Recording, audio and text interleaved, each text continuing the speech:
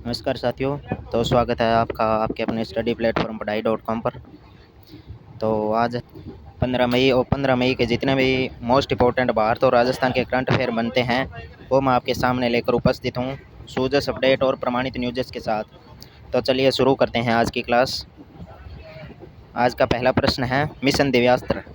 तो मिशन दिव्यास्त्र की बात करें तो भारत ने 8 मई 2026 को उड़ीसा के अब्दुल कलाम द्वीप से मिशन दिव्यास्त्र के तहत MIRV तकनीक के लेस उन्नत अग्नि मिसाइल 5 का सफल परीक्षण किया है। यानी 5वीं जनरेशन अग्नि मिसाइल की विकास। इस उन्नत मिसाइल का विकास DRDO द्वारा स्वदेशी तकनीक से किया गया है। MIRV तकनीक से एक मिसाइल कई लक्ष्यों पर हमला कर सकती है।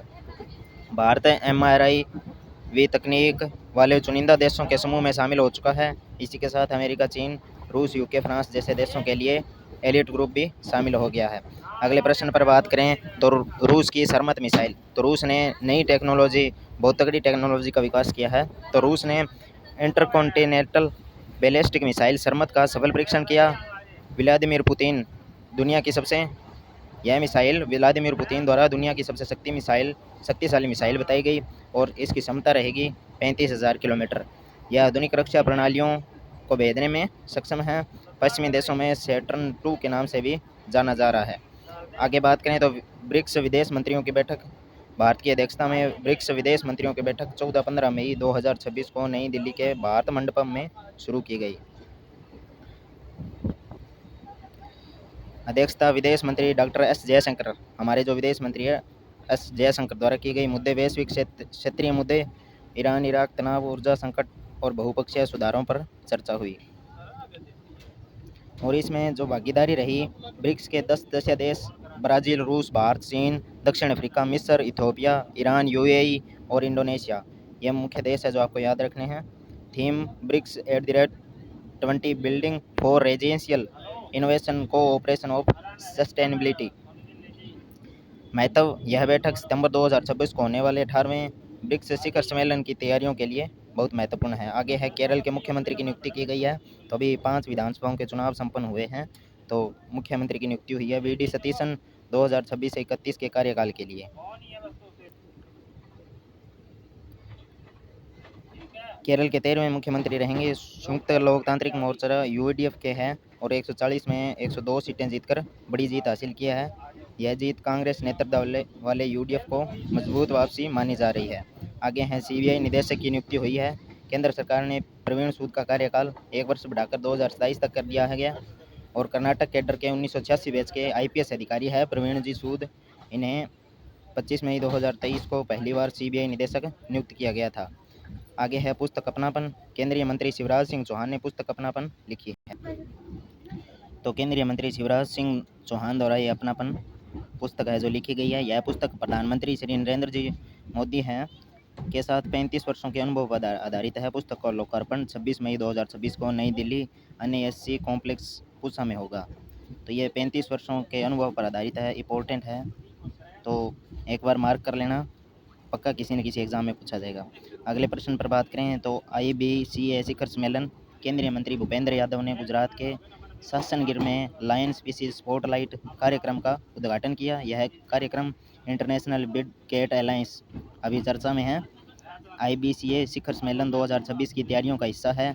भारत 1-2 जून 2026 को नई दिल्ली में प्रथम IBCA शिखर सम्मेलन की मेज़बानी करेगा। यह शिखर सम्मेलन प्रधानमंत्री नरेंद्र मोदी की अध्यक्षता में आयोजित होने वाला है। आगे बात करें तो CCUS फील्ड प्रयोगशाला। केंद्रीय शिक्षा मंत्री धर्मेंद्र प्रधान ने 11 मई 2026 को IIT बॉम्बे में भारत की पहली एकीकृत CCU फील्ड प्रयोगशाला का उद्घाटन किया। यह सुविधा भारत इनोवेट्स 2026 के तहत शुरू की गई है। यह प्रयोगशाला प्रतिदिन लगभग 3 टन CO2 कैप्चर कर सकती है। इसमें डेक्कन बेसाल्ट चट्टानें में भूवैज्ञानिक कार्बन कैप्चर, यूटिलाइजेशन और स्टोरेज का अध्ययन करेगी, जो भारत के 2070 तक नेट जीरो लक्ष्यों को बढ़ावा देने वाली हैं। अब टॉप 10 प्रश्न है, उनकी बात करें तो 14 मई 2026 को Mazagon dock ship builders limited का कौन सा स्थापना दिवस मनाएगा? तो 252वां।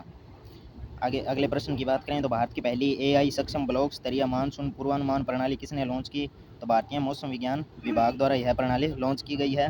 भारत सरकार ने चीनी निर्यात की रोक कब तक लगाई है, तो 30 दिसंबर 2026 तक भारत सरकार ने घरेलू उपलब्धता बनाए रखने के लिए चीनी उपलब्धता जो निर्यात की जा रही है अन्य देशों को दी जा रही है उन पर रोक लगाई है।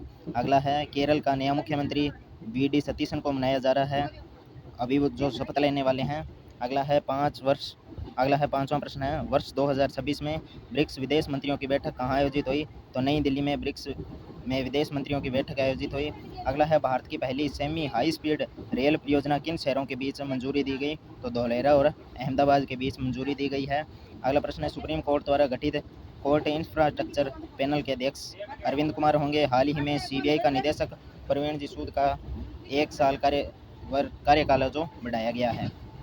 अगले प्रश्न पर बात करें तो बक्सा शहद का पहली खेप अमेरिका के को किस राज्य से निर्यात की गई, तो बक्सा शहद है उसकी जो पहली खेप है अमेरिका को निर्यात की गई है असम से।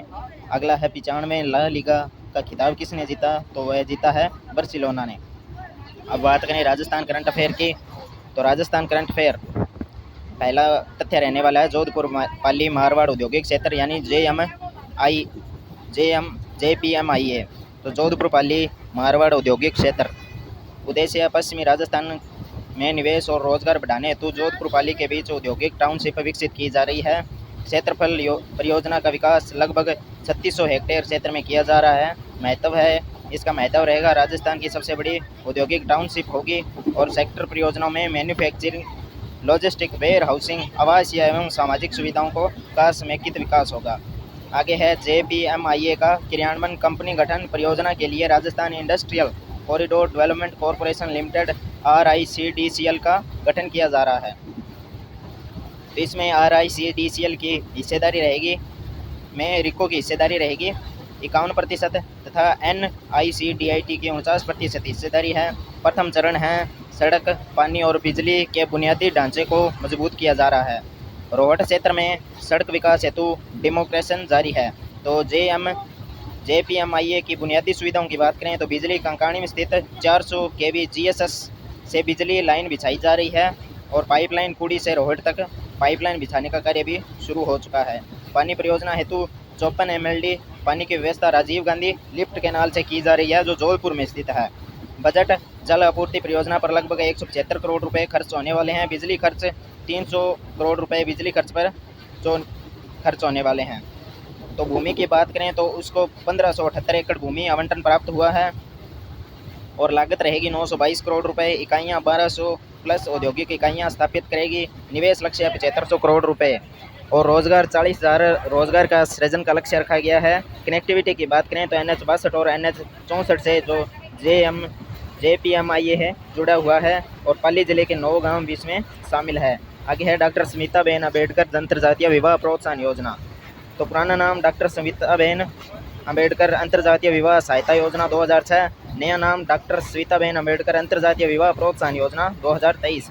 प्रभावी तिथि योजना संपूर्ण राजस्थान राज्य में दिनांक 1 अप्रैल 2023 से प्रभावी हुई यानी पूर्ण रूप से लागू हुई और इसका जो नोडल विभाग रहेगा क्रियान्वयन का अधिकार इसको दिया, सामाजिक न्याय और अधिकारिता विभाग को इसका क्रियान्वयन जो अधिकार दिया गया है।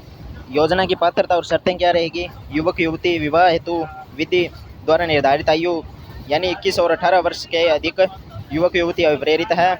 युगल में किसी की भी आयु विवाह दिनांक को 35 वर्ष से अधिक नहीं होनी चाहिए यानी 35 वर्ष से अधिक आयु नहीं होनी चाहिए जिसका विवाह हो रहा है। अनुसूचित जाति भारतीय संविधान के अनुच्छेद 366 के खंड 24 के अंतर्गत केंद्र सरकार द्वारा राजस्थान राज्य के लिए अधिसूचित अनुसूचित जाति अभिप्रेरित है। युवक एवं युवती दोनों ही राजस्थान के मूल निवासी हो। आयु सीमा की बात करें तो दोनों की संयुक्त आय 2.5 लाख रुपए वार्षिक से अधिक न हो। प्रथम विवाह युवक युवती के प्रथम विवाह पर इस लाभ का देय होगा, यह नहीं भी बार बार विवाह किए जा रहे हैं और आप इसका लाभ ले सकेंगे। आवेदन समय विवाह के दिनांक से 1 वर्ष की अवधि में विभागीय पोर्टल आवेदन पत्र प्राप्त होने में लाभ देय होगा। ऑफलाइन आवेदन स्वीकार नहीं। प्रोत्साहन राशि की बात करें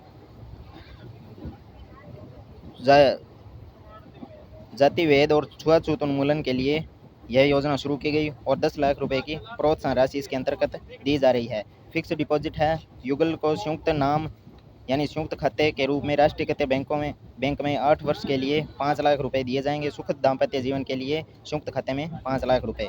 केंद्र राज्य हिस्सेदारी राज्य सरकार एक केंद्र सरकार 1.25 लाख और 8.75 लाख केंद्र सरकार द्वारा दिए जा रही है। अब आगे बात करें पालनहार योजना की, तो पालनहार योजना नोडल विभाग रहेगा इसका सामाजिक न्याय एवं अधिकारिता विभाग। यह राजस्थान सरकार की बच्चों हेतु नगद हस्तांतरण योजना है। योजना के अंतर्गत 10 श्रेणियों के बच्चों को सहायता प्रदान की जा रही है। सहायता राशि की बात करें तो जीरो से जो 6 वर्ष के आयु वर्ग के बच्चे हैं उनको 750 रुपये प्रतिमाह दिए जा रहे हैं, और 6 से 18 आयु वर्ग के जो बच्चे हैं उनको 1500 रुपये प्रतिमाह सरकार द्वारा दिए जा रहे हैं। अब अनाथ श्रेणी की बात करें तो 0 से 6 वर्ष के जो बच्चे हैं उनको 1500, और अनाथ श्रेणी के 6 से 18 वर्ष वाले बच्चों को 2500 रुपये, और कपड़े और आवश्यकताओं को 2000 रुपये एक मुश्त राशि प्रदान सरकार द्वारा की जा रही है। और इसकी पात्रता की बात करें तो अनाथ बच्चे, मृत्युदंड या आजीवन कारावास प्राप्त माता पिता के बच्चे, निराश्रित पेंशन की पात्र विधवा, पुनर्विवाहित विधवा के बच्चे, और तलाकशुदा प्रत्यक्ता एवं नाता जानी वाली माता के जो बच्चे हैं इसमें शामिल होंगे। विशेष योग्यजन HIV, सिलिकोसिस, एड्स आदि रोगों से जो पीड़ित माता पिता हैं उनके बच्चे भी इसमें शामिल हैं। आगे बात करें कालीबाई भील उड़ान योजना की, नोडल विभाग रहेगा इसका महिला अधिकारिता निदेशालय। शुभारंभ तिथि रहेगी 19 दिसंबर 2021। वित्त पोषित राज्य सरकार द्वारा। उद्देश्य किशोरियों एवं महिलाओं को सैनिटरी उद्देश्य रहेगा किशोरियों में महिलाओं को सैनिटरी नैपकिन उपयोग हेतु प्रोत्साहित करना, मासिक धर्म, स्वास्थ्य गरिमा एवं स्वास्थ्य सुरक्षा के लिए जागरूकता बढ़ाना है।